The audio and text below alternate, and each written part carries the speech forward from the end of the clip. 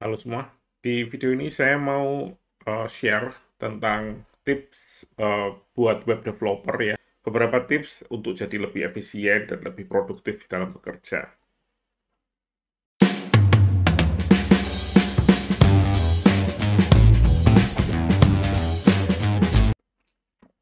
Sebagai background, saya kan sudah bekerja sebagai web engineer di kantor saya sekarang ini.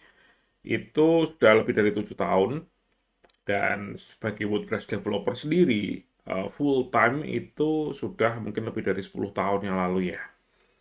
Jadi ini hanyalah sharing dari pengalaman saya selama ini ya. Jadi semoga bisa berguna buat teman-teman, terutama yang baru mulai ya. Oke, kita langsung aja mulai dari yang pertama. Yang pertama ini adalah perbedaan antara developer baru sama developer yang sudah senior menurut saya ya. Em, Kalau kita mendapatkan instruksi dari klien atau mendapatkan sebuah job gitu ya, jangan langsung dikerjakan, tapi dibaca dulu semua pekerjaan tersebut. Kalau perlu dibaca 2 kali sebelum mulai bekerja. Jadi itu perbedaan yang cukup signifikan ya, karena waktu awal-awal dulu saya juga sering mengalami kendala ini ya, atau kesalahan ini. Karena saya dulu kan kalau misalnya dapat instruksi dari klien atau dari sebuah job gitu ya, mungkin isinya ada list, ada mungkin 10 item atau 5 item gitu. Oh, yang pertama ini misalnya em, rubah ini share ikonnya jadi warna hijau misalnya, atau warna apalah gitu ya. Oke, kita langsung kerjain gitu ya. Nomor dua, apa yang harus, mungkin ini sidebar-nya harus diperbesar sedikit. Oke, yang kedua dijalankan gitu ya. Tapi itu salah. Menurut saya yang benar itu jangan langsung dikerjakan, jangan, jangan per poin kita baca terus kita kerjakan.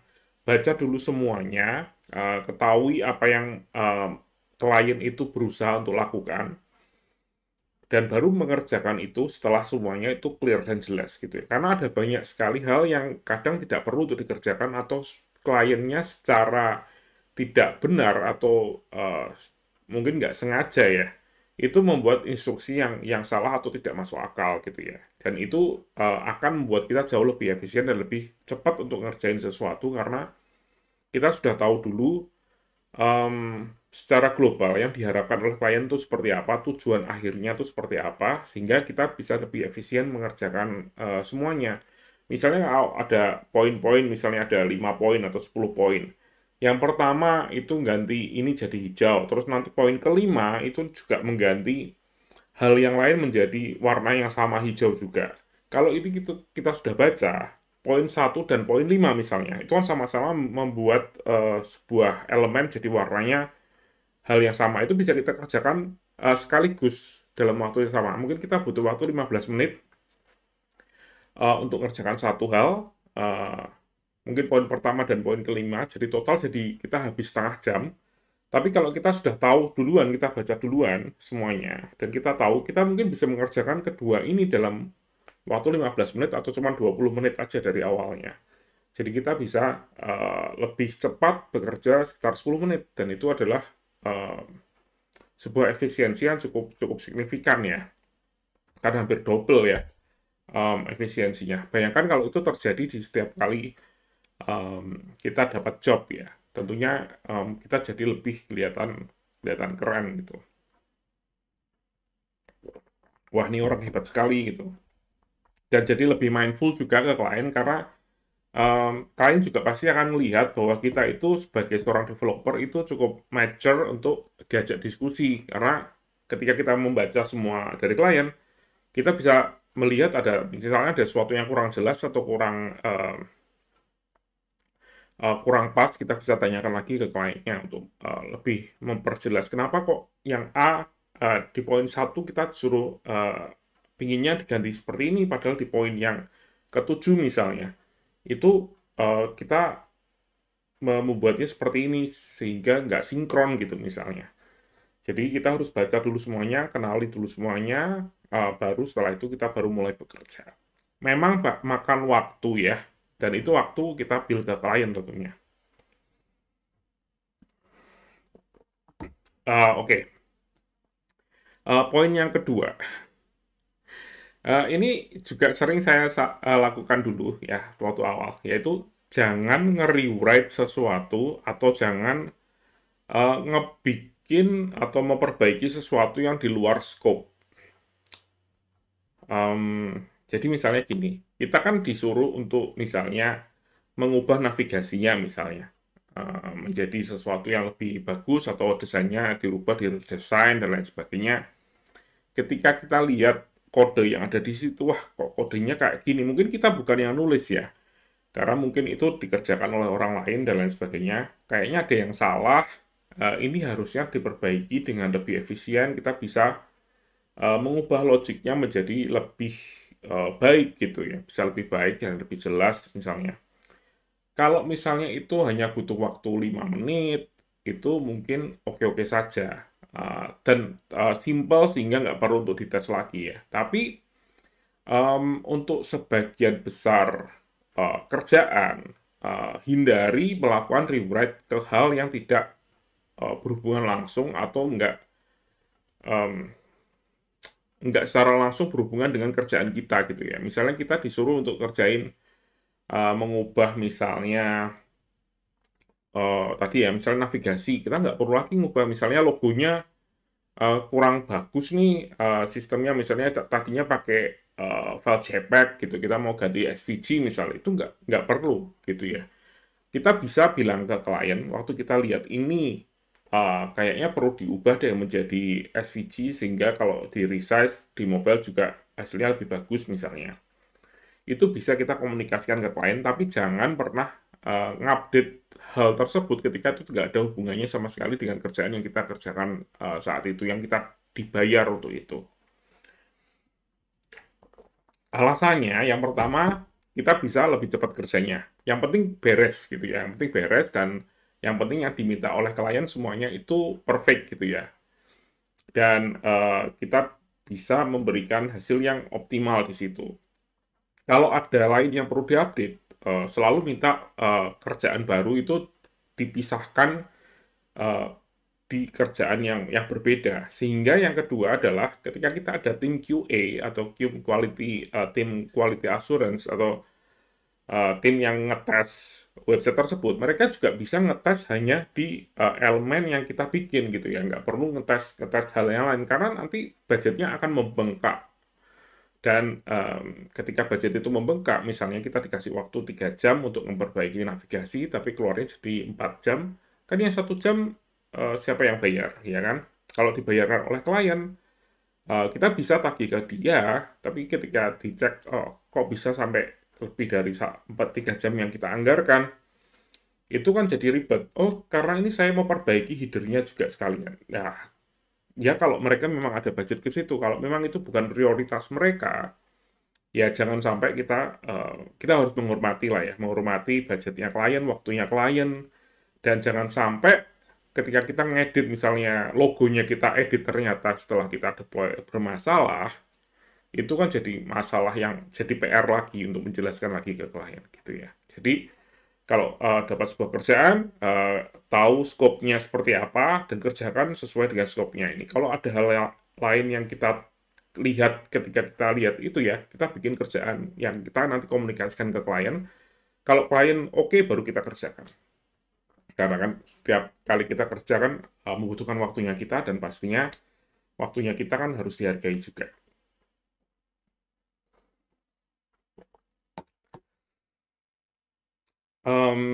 Oke, kita langsung ke poin yang ketiga ya. Poin ketiga ini berhubungan dengan yang seperti poin yang kedua tadi ya, yaitu yang disebut sebagai technical debt. Jadi kan kita sering sekali ya ketika kita disuruh untuk mengerjakan sesuatu, kita lihat ada hal yang wah nggak bener nih. Entah memang ada tulisan di situ ataukah kita melihat bahwa ini mungkin kodenya kode yang ditulis 5 tahun yang lalu gitu ya, dan harus diperbaiki. Banyak sekali technical debt yang kita pasti bisa lihat ya di setiap website itu pasti ada, setiap kode itu pasti ada technical debt atau utang teknis yang harus dibayarkan suatu saat nanti ketika kita melihat ada hal yang mungkin kelupaan untuk dibayar yang bisa dibilang ada secara teknis ini mungkin harusnya dinamis, harusnya punya pakai settings misalnya, tapi itu di hard code semuanya, harusnya pakai API, tapi di hard code listnya dan lain sebagainya, kita melihat sesuatu yang tidak benar, dan itu adalah sebuah utang teknis yang harus dibayar, kita komunikasikan lagi ke klien gitu ya. Jangan sampai kita ngupdate sesuatu yang tidak diminta oleh klien tersebut. Tentu saja kalau misalnya sistem kerjanya berbeda itu websitenya kita sendiri itu ya bebas terserah ya. Tapi kalau kita kerja sebagai freelancer atau sebagai kerja di sebuah perusahaan agency misalnya, itu semua harus dikomunikasikan terlebih dahulu ke klien dan itu juga butuh eh, butuh kesabaran tersendiri ya.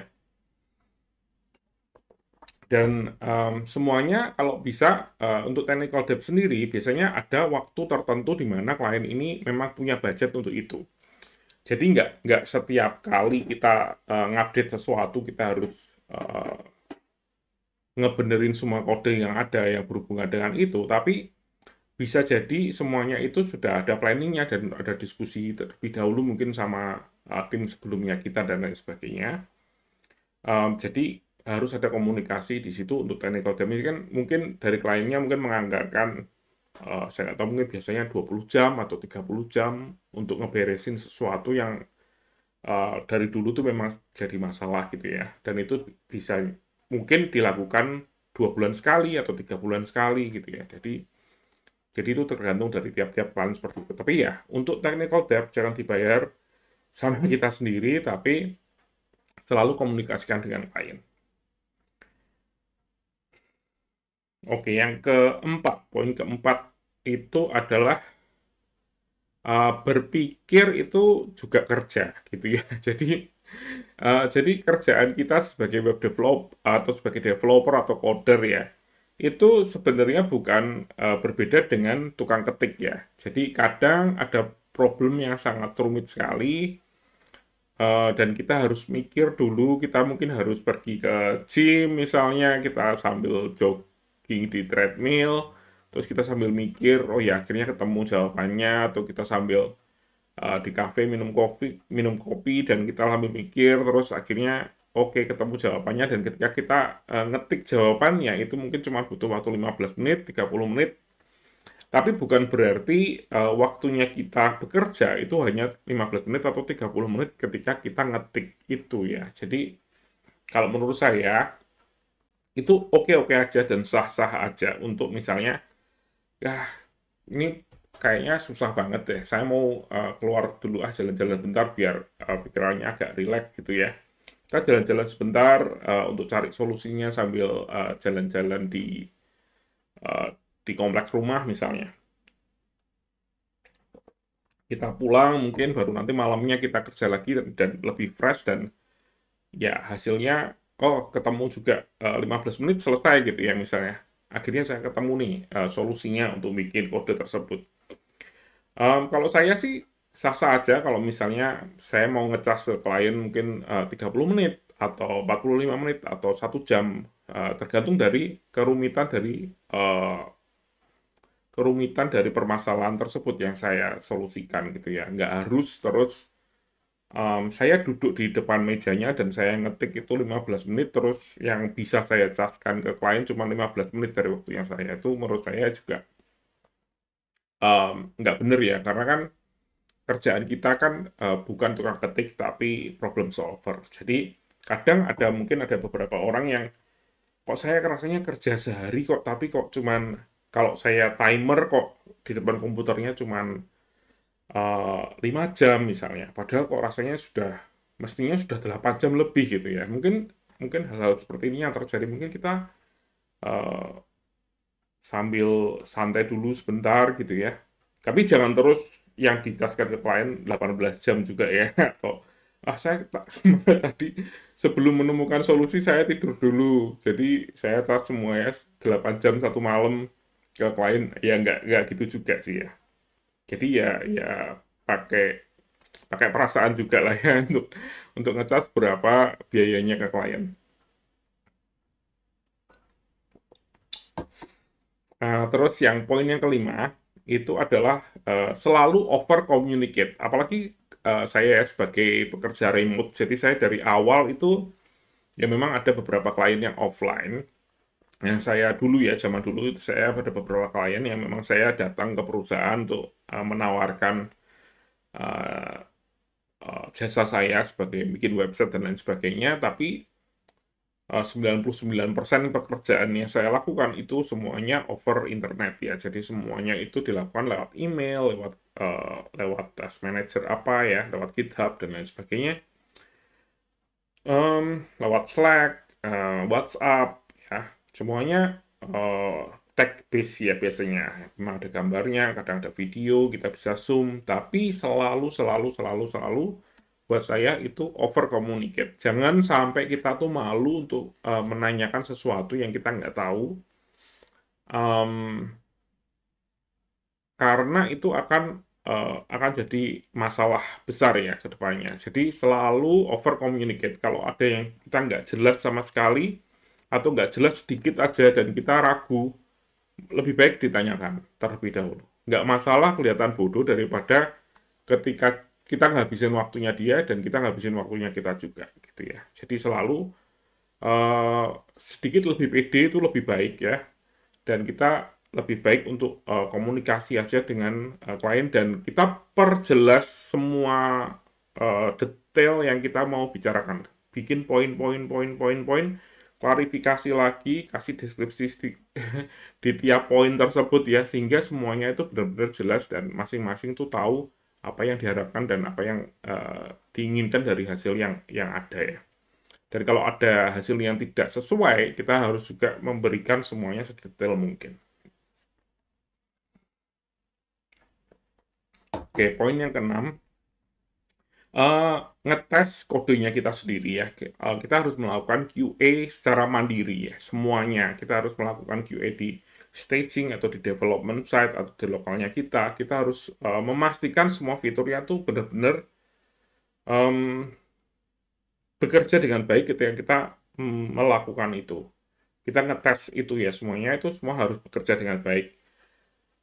Baik di staging maupun di production setelah deployment, dan itu harus dilakukan sebelum kita menyerahkan itu untuk dites ulang oleh bagian QA, quality assurance, dan juga sebelum dari QA nanti diserahkan ke klien untuk UAT ya, acceptance testing, itu juga harus dilakukan semua. Jadi jangan malas untuk melakukan testing sehingga nggak ada atau kita bisa mengurangi back and forth atau ya ada sesuatu yang tidak sesuai dengan yang kita bikinkan. Kadang ada juga ya engineer yang mikir, ngapain saya ngetes ini semua, kan nanti setelah jadi saya tinggal lempar ke bagian QA biar mereka yang ngetes. Tapi ada perbedaan antara ketika kita yang ngetes sendiri dan bagian QA yang ngetes. Itu karena mereka itu yang bukan yang nulis kodenya gitu ya. Jadi kalau saya sih selalu usahakan untuk melakukan QA sendiri, dan itu walaupun kita sudah melakukan QA sendiri, itu pasti masih ada 1-2 bug yang akan ditemukan oleh tim QA. Dan setelah dites sama tim QA pun kadang ada 1-2 bug yang masih ditemukan oleh klien. Jadi kalau sampai kitanya nggak cukup um, disiplin untuk melakukan itu ya, pastinya akan lebih banyak lagi bug yang um, akan keluar ke alam bebas ya. Jadi itu harus diberesin ya. Oke, lanjut ke yang poin ketujuh. Itu adalah code review. Code review itu penting menurut saya. Kalau kita bukan satu-satunya developer yang ada di project tersebut, kadang kan memang kita single fighter ya, jadi nggak ada yang bisa nge-QA, nggak ada yang bisa nge-code review kodenya kita, ya sudah. Itu memang ya situasinya seperti itu. Tapi jika misalnya kita itu ada tim lain atau punya senior dan lain sebagainya di tim tersebut, atau bahkan junior sekalipun ya, walaupun itu tim tim kita yang posisinya di bawah kita, bahkan cross disiplin ya, misalnya kita back end dan ada tim untuk front end, nggak apa-apa, kita code review aja ke dia. Siapa tahu dia melihat sesuatu yang salah di kodenya kita. Tapi kalau memang kodenya, misalnya kita kerjain backend dan itu sangat-sangat backend heavy ya, misalnya kita harus ngatur misalnya database dan lain sebagainya dari pihak front end mungkin sama sekali nggak tahu tentang hal itu ya bisalah di skip karena kan sama sekali nggak ada hubungannya sama dia. Tapi kalau masih ada misalnya PHP tipis-tipis lah ya, anak-anak front end biasanya juga tahu ya, lebih baik di code reviewin sama mereka juga. Jadi itu untuk menghindari hal yang tidak diinginkan ya. Second eye untuk melihat semuanya secara fresh itu biasanya jauh lebih baik sih daripada hanya kita sendirian aja yang kerja. Selain benar-benar untuk melihat bug, itu juga sebenarnya sih kalau misalnya kita ada yang satu level atau satu background, misalnya backend gitu ya, itu juga shared responsibility juga. Jadi ketika kita deploy, bukan hanya salah kita sendiri, misalnya kalau terjadi error, tapi ya itu tim effort gitu ya. Dan jika ada tim junior kita yang ngerjain sesuatu, kita harus benar-benar nge-code review kodenya dengan baik. Kenapa? Karena kita sebagai seniornya juga harus share responsibility bahwa kita sudah nge-review ini dan kita nggak melihat ada yang salah ketika di-deploy ternyata ada bug, kita juga bisa bertanggung jawab dengan lapang hati juga. Oke, yang terakhir, nomor 8. Gunakan semua tool yang ada ya untuk mengotomatisasi semua pekerjaan kita jika memungkinkan. Pakai AI kalau perlu, pakai linter, pakai code standar, linter seperti PHP CS itu juga bisa dipakai ya, linter untuk JavaScript, CSS dan lain sebagainya. Kalau bisa digunakan, gunakan. Kalau memang perlu waktu setup 1-2 jam, bilang ke klien, kita mau menambahkan ini sehingga kerjaan kita jadi lebih ringan atau lebih mudah untuk dikerjakan. Dan itu baik menurut saya karena dengan adanya code linter seperti itu ya, untuk ngecek kodenya kita, apakah ada yang salah ketik dan atau tidak, itu bisa menghindarkan hal-hal yang tidak diinginkan yang kita sampai push sesuatu yang benar-benar rusak ya ke production. Jadi ya gunakan semuanya dan integrasikan semuanya ke CI/CD yang kita pakai ya, continuous integration yang kita pakai sehingga ketika kita push kodenya ke Git itu semuanya akan berjalan dan ngecek semuanya. Jadi kalau ada error langsung akan kelihatan dan nggak bisa di-push ke production misalnya atau di-push ke staging, harus benar dulu kodenya. Dan itu bisa kita bikin sistem seperti itu. Oke, itu aja dari saya. Terima kasih sudah menonton dan sampai jumpa di video selanjutnya.